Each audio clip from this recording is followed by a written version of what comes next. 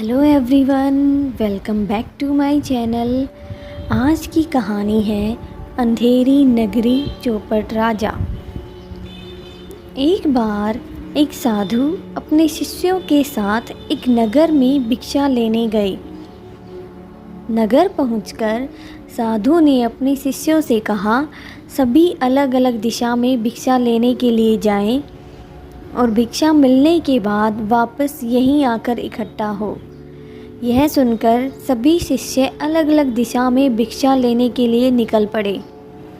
एक शिष्य ने भिक्षा मिलने के बाद सोचा, क्यों न भिक्षा में मिले इन पैसों से कुछ खरीद लूं। शिष्य ने एक दुकानदार से पूछा कि फल कैसे दिए। दुकानदार बोला, टके सेर। शिष्य ने फिर एक मिठाई वाले से पूछा कि मिठाई कैसे दी। मिठाई वाले ने जवाब दिया, टके सेर। शिष्य ने कहा, क्या सब कुछ टके सेर? दुकानदार ने जवाब दिया, हाँ हाँ, सब कुछ टके सेर। यह सुनकर शिष्य बहुत खुश हुआ।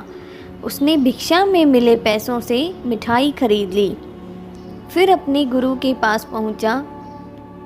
उसके गुरु ने उस शिष्य से पूछा, रामदास, क्या मिला है भिक्षा में? गठरी तो बहुत भारी लगती है। शिष्य ने जवाब दिया, गुरुजी, 5 पैसे मिले थे, उनसे मिठाई मोल ली। गुरुजी ने पूछा, ये कैसी नगरी है? शिष्य ने जवाब दिया, अंधेरी नगरी चौपट राजा, टके सेर भाजी टके सेर खाजा। गुरु ने कहा, यह नगरी ठीक नहीं है, जितना जल्दी हो सके यहाँ से चलो। शिष्य ने जवाब दिया, नहीं, मैं यहीं रहूँगा, यह तो सबसे अच्छी नगरी है। गुरु ने बहुत कोशिश की, लेकिन शिष्य उसके साथ नहीं चला।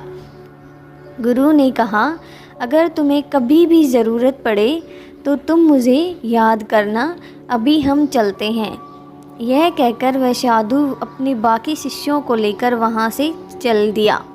यह शिष्य उसी नगरी में रहने लगा और टके सेर के भाव से खरीदकर खूब खाने लगा। कुछ समय पश्चात अंधेरी नगरी के राजा के पास एक आदमी आया। उसने कहा, महाराज, मुझे न्याय चाहिए। कल रामू की दीवार गिर गई, जिससे मेरी बकरी मर गई। मुझे न्याय चाहिए। महाराज ने नौकरों को आदेश दिया, जाओ, जाकर रामू को पकड़कर लाओ। रामू ने कहा, महाराज, मेरा कोई दोष नहीं, कारीगर ने दीवार ही ऐसी बनाई कि वो गिर गई।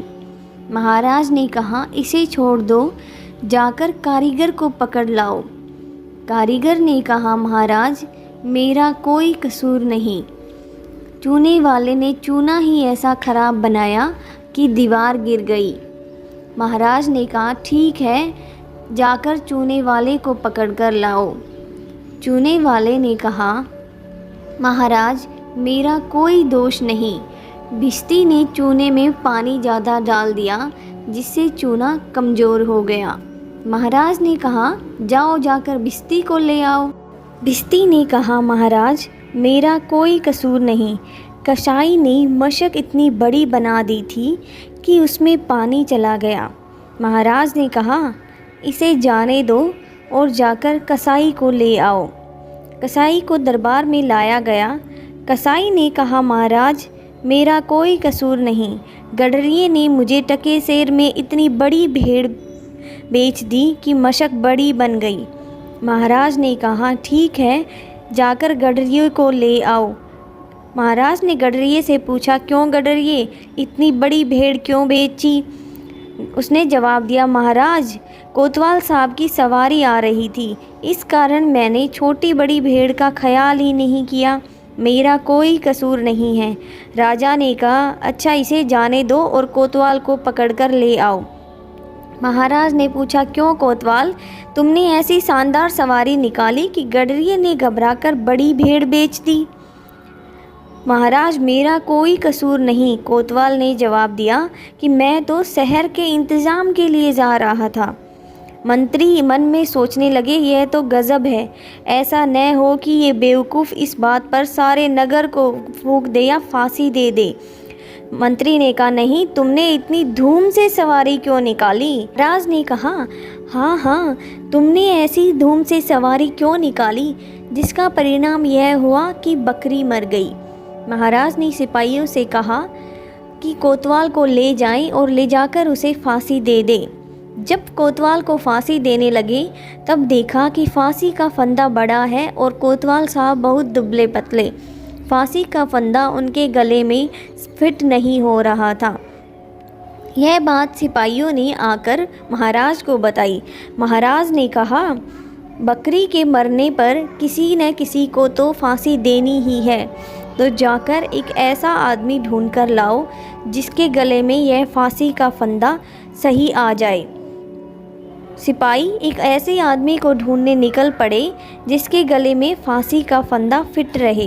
सिपाही एक मोटे आदमी की तलाश में जंगल की तरफ निकल गए। वहाँ जंगल में बैठकर शिष्य रामदास मिठाइयाँ खा रहा था। सिपाही ने कहा, खा कर खूब मोटे हो गए हो, अब चलो हमारे साथ। शिष्य ने पूछा, कहाँ? तो सिपाही ने उसे फांसी देने की सारी बातें बता दी और कहा कि फांसी का फंदा तुम्हारे ही गले में सही बैठेगा, तो अब चलकर तुम्हें फांसी दी जाएगी। सिपाही उसे पकड़कर महल ले आए। शिष्य ने कहा, मेरा तो कोई कसूर भी नहीं है, मुझे फांसी क्यों दे रहे हो? अरे भाइयों, कुछ तो धर्म का ख्याल करो, मुझे जाने दो, ऐसा अनर्थ मत करो। इस तरह से शिष्य रोने समय उस शिष्य के गुरु दूसरी तरफ से भिक्षा लेने के लिए आ रहे थे।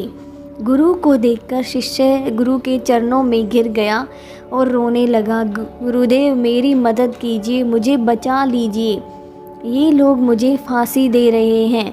गुरु ने कहा, मैंने तो तुम्हें पहले ही कहा था ये नगर ठीक नहीं है, पर तुमने मेरी एक न सुनी, यह उसी का ही फल है।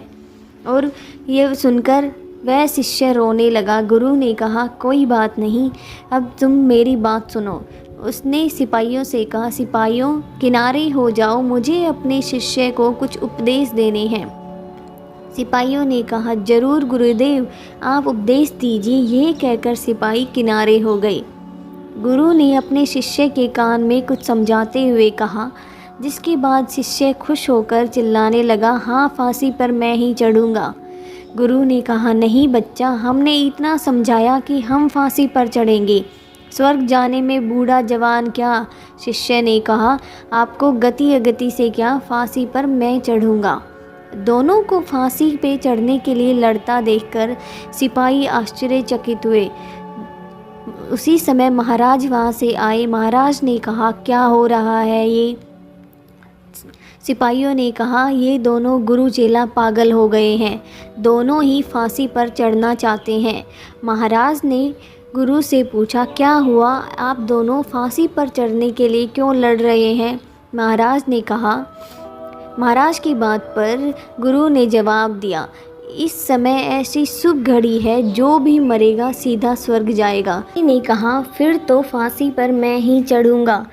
शिष्य ने कहा, नहीं, फांसी देने का हुक्म मुझे दिया गया है, तो फांसी पर मैं ही चढ़ूँगा। यह सब सुनकर महाराज ने कहा, राजा के होते हुए कोई और स्वर्ग कैसे जा सकता है? फांसी पर मैं ही चढ़ूँगा और मैं स्वर्ग जाऊँगा। महाराज ने जाकर फांसी का फंदा अपने गले में डाला और लटक गए। इस तरह से उस राजा की मृत्यु हो गई और गुरु ने अपनी चतुराई से उस अंधेरी नगरी को उस राजा से मुक्त कर दिया। तो ये थी आज की कहानी। मिलते हैं आपसे एक अगली वीडियो में अगली कहानी के साथ।